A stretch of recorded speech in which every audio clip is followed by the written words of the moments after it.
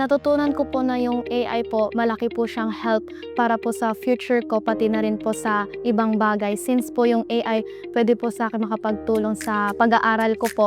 Pwede rin pong makahelp ng mag-generate po ng websites o kaya po ng mga application na kung saan po pwede po makahelp sa community.